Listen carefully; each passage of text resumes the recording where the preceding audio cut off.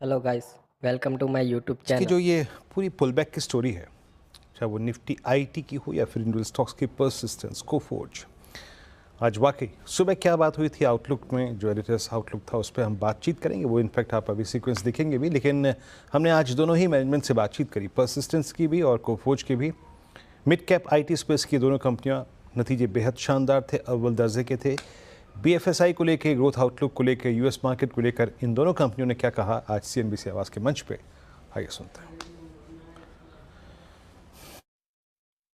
हमारा मानना है कि कोफोर्ज के लिए बीएफएसआई की ग्रोथ सस्टेनेबल है और ये सस्टेन करेगी। हमने साल के शुरू में भी बोला था कि irrespective of the macros, BFS का बिजनेस कोफोर्ज का कम से कम 10% एनुअल बेसिस पे मिनिमम उतनी ग्रोथ रजिस्टर करेगा और उस गाइडेंस पे हम बरकरार हैं। जो हमारा ऑर्डर पाइपलाइन अभी है, नेक्स्ट 12 मंथ की साइंड ऑर्डर बुक कोफोर्ज की इस क्वार्टर के एंड पे 1.3 बिलियन यूएस डॉलर्स है, जो कि सेम क्वार्टर लास्ट ईयर से 40% ऊपर है।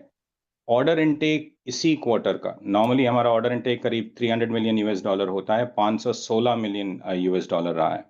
ऑर्डर इनटेक को देखते हुए, next 12 month signed order book को देखते हुए, हम कॉन्फिडेंट हैं कि अगला क्वार्टर 3, जो कि नॉर्मली आईटी कंपनीज के लिए वीक क्वार्टर होता है, बी एक रोबस्ट क्वार्टर होगा ग्रोथ के पॉइंट ऑफ व्यू से।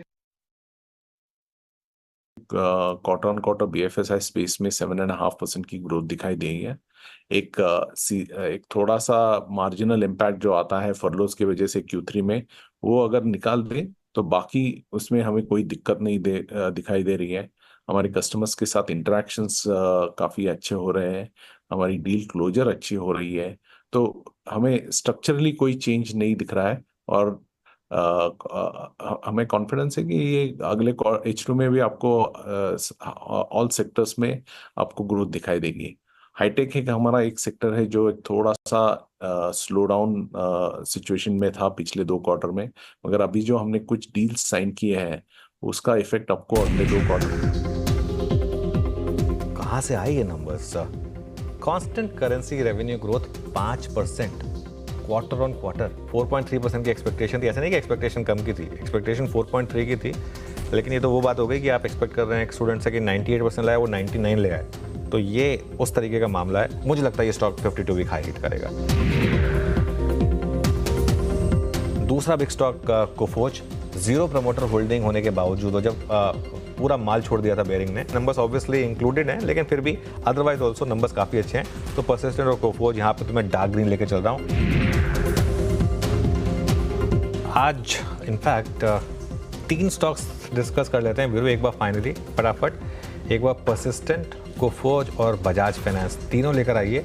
आज सुबह तीनों ही आइडेंटिफाई हुए थे कि आज के शायद स्टॉक्स ऑफ द डे में। Coforge at day high at all time high और Persistent 10% at day high and all time high.